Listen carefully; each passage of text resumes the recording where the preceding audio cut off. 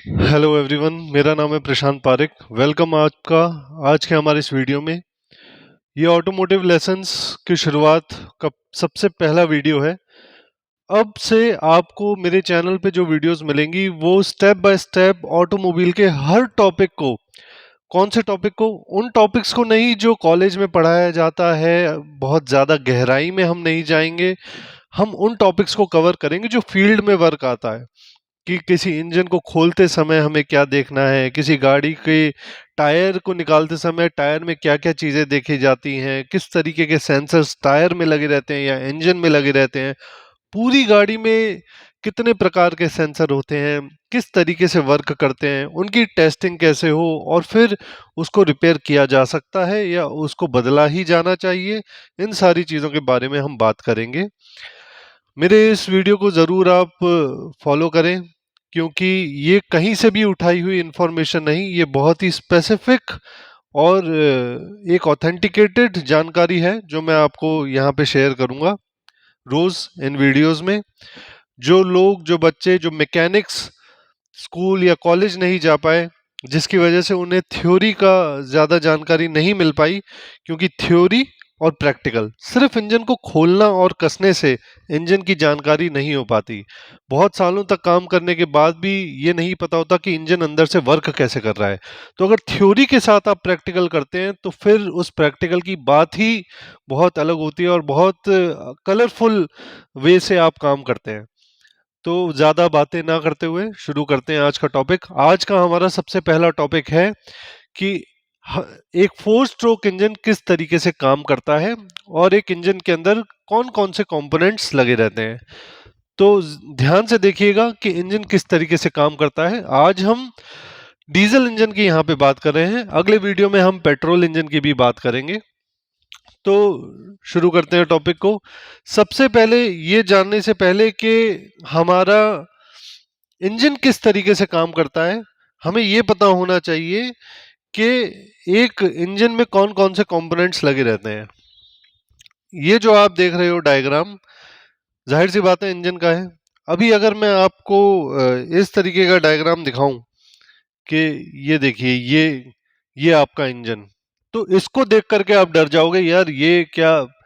अभी कुछ लोग हो सकता है काम करते हो तो कहेंगे नहीं हम तो नहीं डरेंगे, लेकिन क्या है कि कोई नया व्यक्ति अगर इंजन के बारे में सीखना चाहेगा और उसके सामने ये पेश कर दिया जाए तो उसको एकदम से डर लगाएगा कि भाई ये क्या चीज़ है, मुझे ज़्यादा समझ में नहीं आ रहा।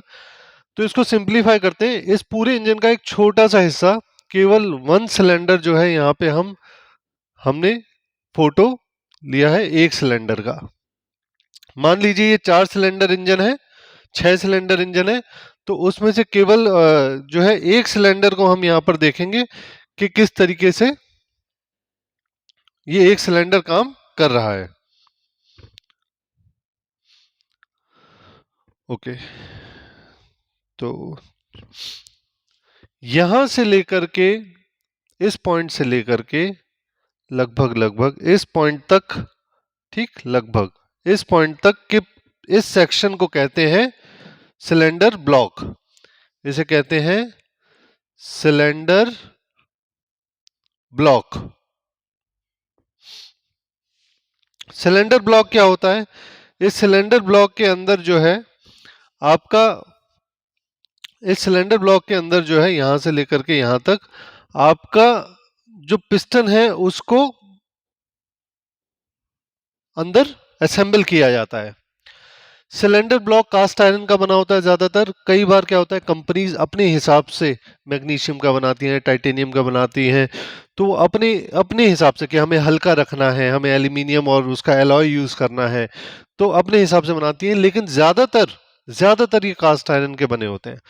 तो यहां से लेकर के यहां वाले पार्ट को हम कहेंगे सिलेंडर ब्लॉक, ठीक। अब ये जो नीचे का हिस्सा आप देख रहे हो यहां से यहां तक, ये जो आपका हिस्सा है, एक सेकंड,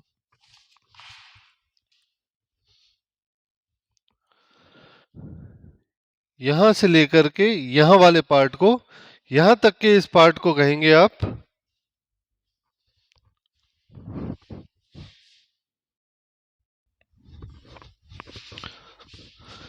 यहां से लेकर के यहां तक के पार्ट को हम कहते हैं सिलेंडर ब्लॉक, और लगभग यहां से लेकर के यहां तक इस पार्ट को कहेंगे हम oil pan. Oil pan, oil कौन सा oil? Mobil oil. Mobil oil यानी लुब्रिकेशन ऑयल। मोबिल तो एक कंपनी है जो ऑयल बेचती है, लेकिन लुब्रिकेशन ऑयल आप यहाँ पे सही टर्म है कि जो ये पूरे के पूरे इस इंजन को जो है लुब्रिकेट करके रखें अंदर के पार्ट्स को, उसे कहते हैं आप लुब्रिकेशन ऑयल। तो ये उस ऑयल का पैन है जहां पे वो स्टोर होता है, ठीक। और ऊपर वाले हिस्से को यहां से लेकर के यहां तक आप इस हिस्से को कहेंगे इंजन हेड। तो ये हो गया हमारा हेड, ओके। यहां से लेकर के यहां तक का जो पार्ट हो गया वो हो गया ब्लॉक, और नीचे वाला हो गया हमारा पैन, ऑयल पैन, या इसे कई लोग ऑयल चैम्बर भी कहते हैं, ठीक। Oil chamber. तो ये हमें समझ में आना चाहिए देख करके कि सबसे पहले आएगा हेड। हेड क्यों? सबसे ऊपर रखा हुआ है इसलिए वो इंजन का हेड है। दूसरा हमारा है इंजन ब्लॉक, और तीसरा है हमारा ऑयल पैन, ठीक। अब ये तो हुई बाहरी बात। अंदर अगर हम जाएं तो अंदर हमें क्या देखने को मिलेगा, ये देख लेते हैं कि अंदर कौन कौन से पार्ट होते हैं। बाहर का तो चलो देख लिया, अब आपके पास कोई मोटरसाइकिल भी होगी या कुछ इस तरीके का कार वगैरह होगी, तो बाहर का तो आपने देख लिया। अंदर के पार्ट्स को भी अब हमें देखना है, तो अंदर के पार्ट्स को देख लेते हैं, अंदर कौन कौन से पार्ट्स हैं। तो सबसे पहला जो है, आप हेड की तरफ देखेंगे। हेड में आपको मिल रहा है, ये देखिए, ये एक इस तरीके की, ये यहाँ पे ये डिजाइन आपको, ये देखिए, ये नीचे की तरफ है, ये खुला हुआ है, और यहाँ पे आप देखोगे ये बिल्कुल सील्ड है।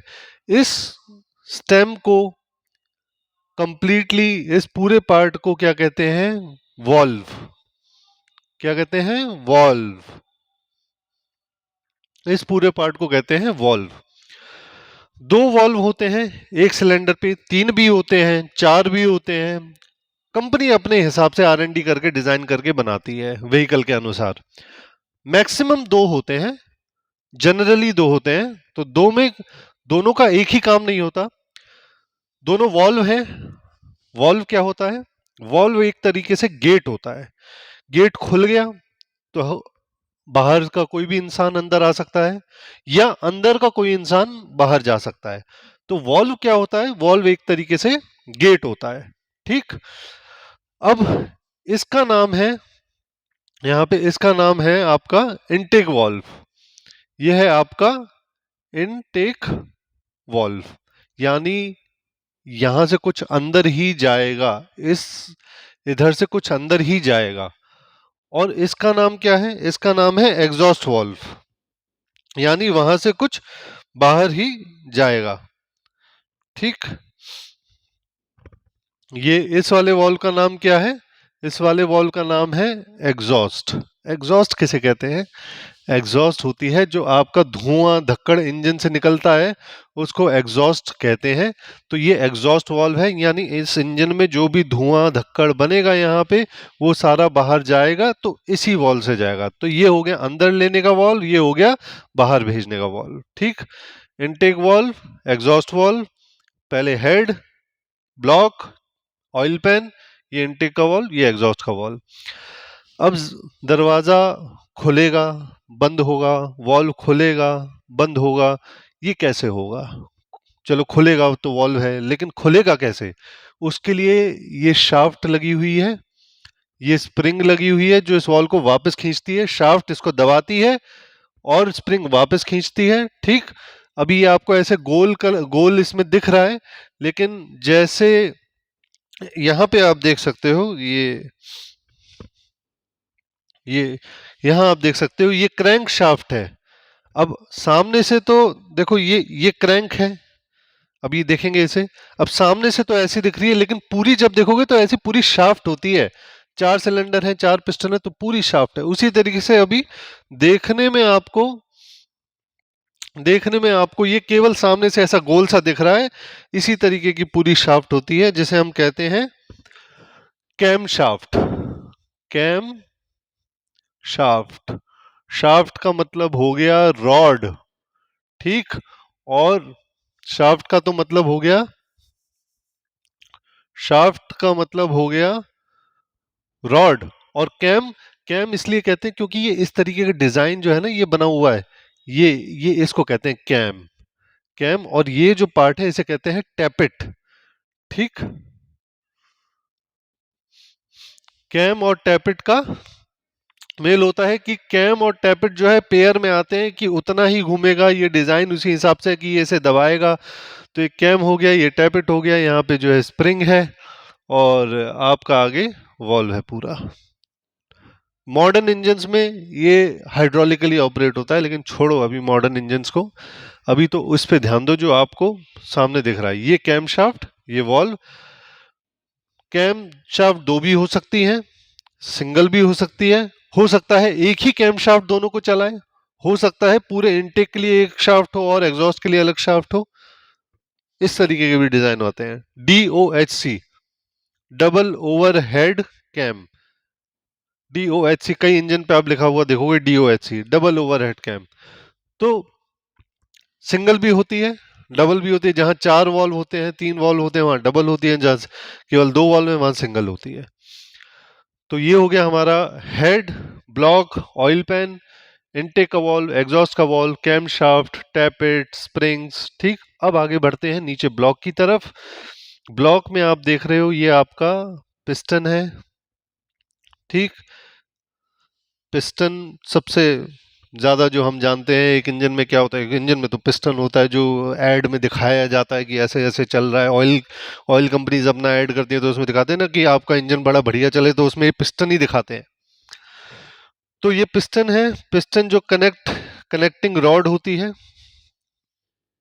कनेक्टिंग रॉड, नाम है कनेक्टिंग रॉड, तो जाहिर सी बात है कि कनेक्ट ही कर रही होगी, इसका रॉड का काम है कनेक्ट करना पिस्टन को, किससे, क्रैंक से, ये आपकी क्रैंक शाफ्ट जिसके बारे में हम बात कर रहे थे। अब ये क्रैंक शाफ्ट जो है आप देखोगे कि क्रैंक शाफ्ट जो है आपका, ये रहा क्रैंक शाफ्ट, क्रैंक शाफ्ट जो है ऐसे गोल नहीं है पूरी तरीके से, जैसे यहाँ पे अगर, सॉरी,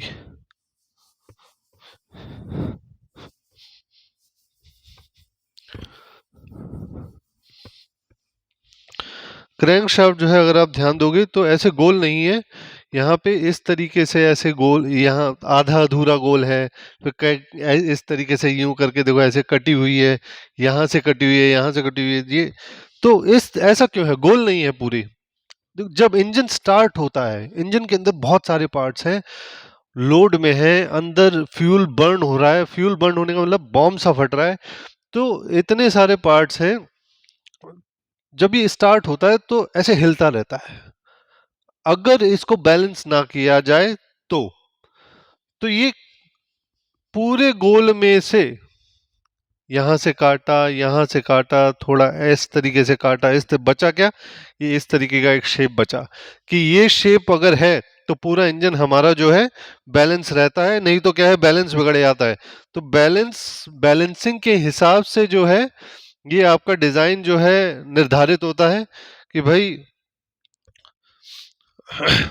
बैलेंसिंग के हिसाब से जो है आपका डिजाइन निर्धारित होता है कि क्रैंक शाफ्ट का क्या डिजाइन रहेगा कि वहां पे इंजन हमारा पूरी तरीके से स्थिर अवस्था में रहे, ठीक है। तो ये अभी हमारा क्या हुआ, कनेक्टिंग रॉड हुआ, पिस्टन हुआ और आपका क्रैंक शाफ्ट हुई।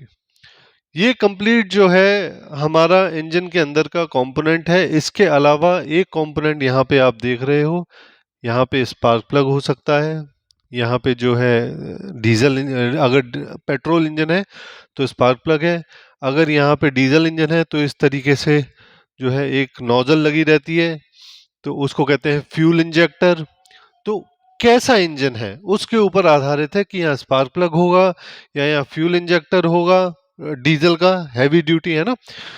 तो ये सारे कंपोनेंट्स होते हैं अंदर। अभी काम कैसे करते हैं, किस तरीके से ये काम करता है कि जो हमारा इंजन है, हमें हमारी गाड़ी में बैठा करके जो है पूरा का पूरा सफ़र जो है तय कर लेते हैं हम।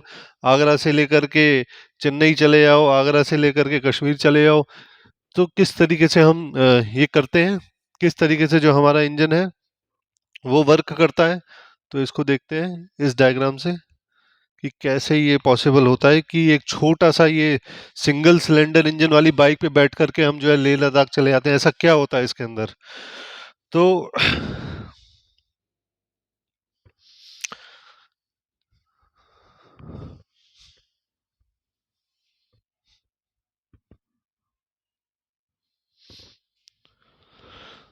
तो ये अभी जो आप देख रहे हो सामने इतना बड़ा फोटो जो है, ये फोटो जो है आपका एक ही इंजन का है, 4 स्ट्रोक इंजन है। तो 4 स्ट्रोक इंजन को 4 स्ट्रोक इंजन क्यों कहते हैं? तो एक ही इंजन के अलग अलग स्ट्रोक जो है इस फोटो में दिखा रखे हैं। सबसे पहला जो स्ट्रोक है वो यहाँ पे दे रखा है। सबसे पहला स्ट्रोक है सक्शन। सक्शन, ठीक। सक्शन का मतलब क्या होता है? खींचना। सक्शन का मतलब होता है खींचना। अब देखो ये दो वॉल्व है, ये इनटेक वाला वॉल्व है इन, और ये एग्जॉस्ट यहाँ पे लिख लेते हैं। इस इंजन में, इस ब्लॉक में एक लाइन होती है, एक एक पॉइंट होता है जिसके ऊपर पिस्टन नहीं जा सकता, उसे कहते हैं टीडीसी, टॉप डेड सेंटर। और एक लाइन बॉटम में होती है जिसके नीचे पिस्टन नहीं जा सकता, उसे कहते हैं bottom dead centre. Dead centre, dead centre का मतलब ये होता है कि इससे अगर आप आगे गए तो फिर मृत्यु हो जाएगी, डेथ हो जाएगी। तो अगर इससे नीचे पिस्टन आया तो कुछ ना कुछ टूटेगा, या इसके ऊपर गया तो कुछ ना कुछ टकराएगा और टूटेगा।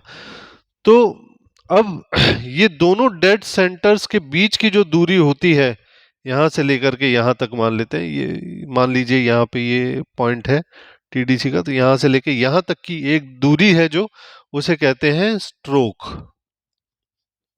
इस पूरी दूरी को कहते हैं स्ट्रोक, ठीक। और अंदर का जो डाया है पूरा, यहां से लेकर के यहां तक, कहीं भी आप किसी भी फोटो में देख लो सब एक ही है। तो अंदर जो इनर डाया है उसे हम कहते हैं बोर। तो अंदर वाले डाया को कहते हैं बोर, और जो दूरी है दोनों डेड सेंटर्स के बीच में उसे कहते हैं स्ट्रोक। तो 4 स्ट्रोक इंजन है। 4 स्ट्रोक मतलब ये पिस्टन 4 बार इस स्ट्रोक को चलेगा, 1 2 3 4। कैसे कैसे चलेगा ये देखते हैं।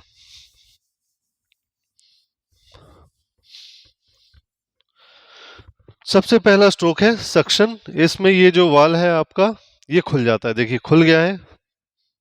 आप अगर ध्यान से देखेंगे तो ये देखिए ये बंद है पूरा, और यहाँ देखिए ये खुल गया है। तो क्या होगा, टीडीसी से बीडीसी की तरफ हमारा पिस्टन चलेगा, टॉप डेड सेंटर से बॉटम डेड सेंटर चलेगा। हवा अंदर खींचने लगेगी क्योंकि वाल खुल गया है। जब चलना चालू करेगा उसी वक्त जो है कैम इसको दबाएगी वाल को, और जब ये आगे बढ़ेगा तो ये पिस्टन यहां से हवा को खींच लेगा ऐसे। जब पिस्टन खींच के यहां तक आएगा, ये देखिए ये इस पोजीशन में आ चुका है। ये हमारा इनटेक का स्ट्रोक कंप्लीट हो गया, पिस्टन नीचे आ गया है। और जब पिस्टन नीचे आ जाता है ये वाल्व बंद हो जाता है, मतलब कैम जो है दोबारा घूम जाती है ऊपर की तरफ। पहले कैम नीचे की तरफ थी, अब ये कैम लोब ऊपर की तरफ है। अब इसने इसे दबाया नहीं है तो ये वापस ऊपर आ गया, स्प्रिंग ने खींच लिया इसे और अंदर हवा भर गई, एयर जो है आपकी भर गई, ठीक। अब दूसरा स्ट्रोक है कंप्रेशन स्ट्रोक। कंप्रेशन यानी दबाव बनाना।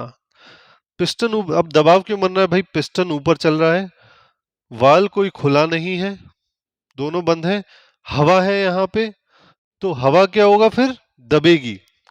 आपके पास कंप्रेसर है तो ध्यान दो उसमें क्या होता है, यही तो होता है, वाल होते हैं वो बंद होते हैं, पिस्टन ऊपर चलता रहता है, हवा दबती रहती है, हवा का प्रेशर बढ़ता रहता है। तो एक कंप्रेशर में यही होता है। तो पिस्टन धीरे धीरे ऊपर चलेगा, ऊपर चलेगा, ऊपर चलेगा, और जब वो यहाँ पे पहुंचेगा, इस पॉइंट पे पहुंचेगा, तो हवा जो इतने सारे एरिया में थी वो केवल इतने से वॉल्यूम में आ गई। जब हवा यहाँ आए तो उसका एक प्रेशर है, उसका प्रेशर लगभग आप मान के चलो 18 से 21 बार तक का प्रेशर होता है। लगभग लगभग 18 से 21 बार 21 बार, यानी बार का मतलब क्या हो गया, आप बार को समझो केजी। 18 से 21 केजी का प्रेशर, किलो का, 10 किलो का आता है आटे का थैला आशीर्वाद का, दो मान लो, तो एक उंगली पे उठाएं तो जो प्रेशर आपकी उंगली पे बनेगा वो प्रेशर, अब 20 किलो को आप यूं नहीं उठा सकते ऐसे, तो वो प्रेशर यहाँ पे बन जाता है। टेम्परेचर बन जाता है लगभग 550 डिग्री सेल्सियस, 50 डिग्री होता है हमारी हवाई छूटने लगती है, 550 डिग्री सेल्सियस का यहाँ पे टेम्परेचर और प्रेशर बन जाता है। इस पॉइंट पे आके हमारा कंप्रेशन स्ट्रोक खत्म।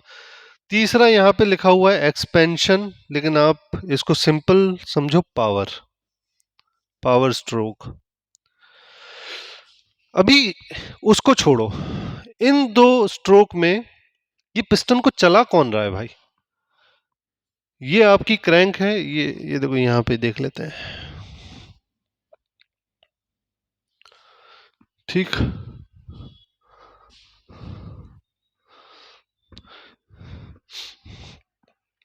ये आपकी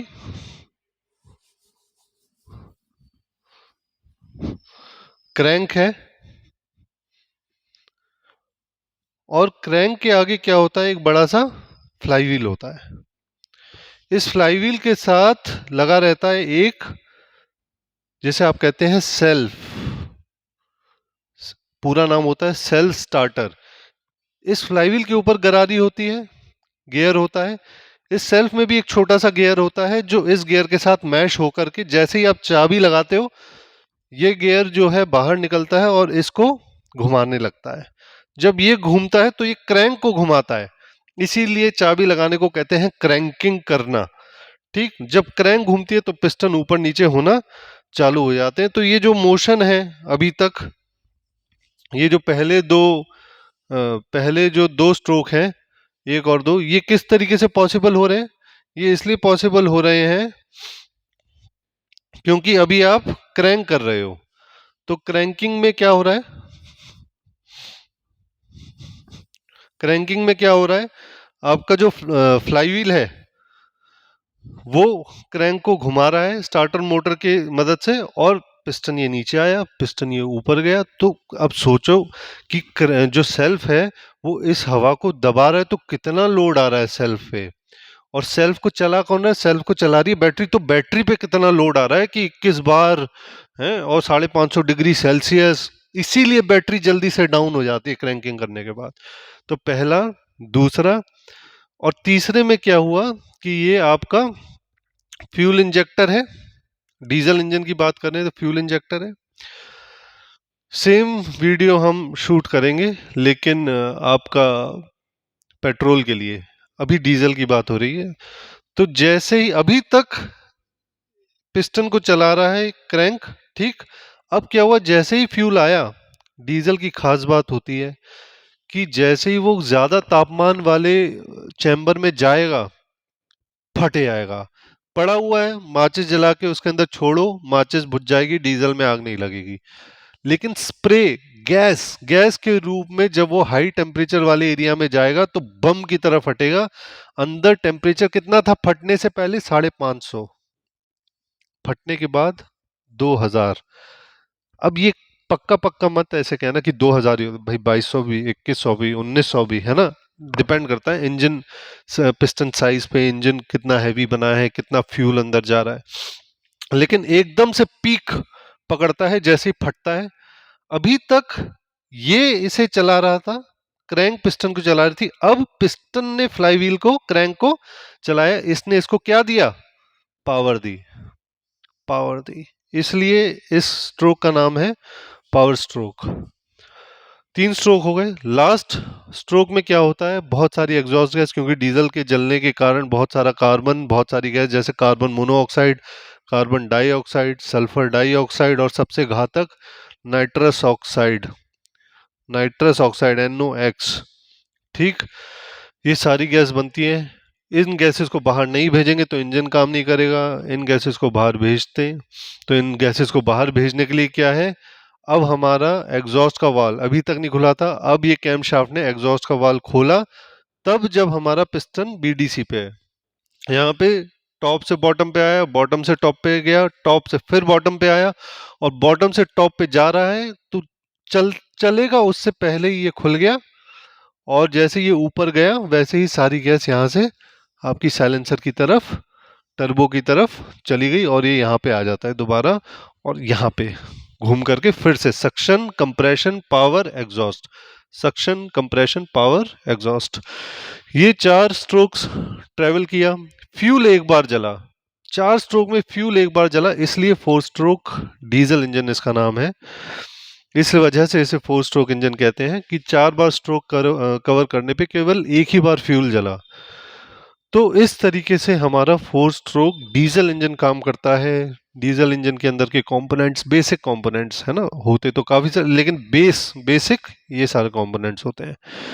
तो आई होप आपको ये वीडियो, ये लेसन में समझ में आया होगा कि किस प्रकार के कंपोनेंट्स होते हैं, किस तरीके से 4 स्ट्रोक इंजन काम करता है। फॉलो करते रहिए धीरे धीरे ये लेसन्स को, क्योंकि अब एक सीरियस नोट पे जो है एक्चुअल थ्योरी, किस तरीके से इंजन काम करता है, गियर कैसे काम करता है, ये सब कवर होगा। तो इसको ज़्यादा से ज़्यादा लोग जो पढ़ना चाहते हैं, सीखना चाहते हैं, उन तक पहुंचाने में हमारी मदद करें। मिलते हैं नेक्स्ट वीडियो में, तब तक के लिए थैंक यू।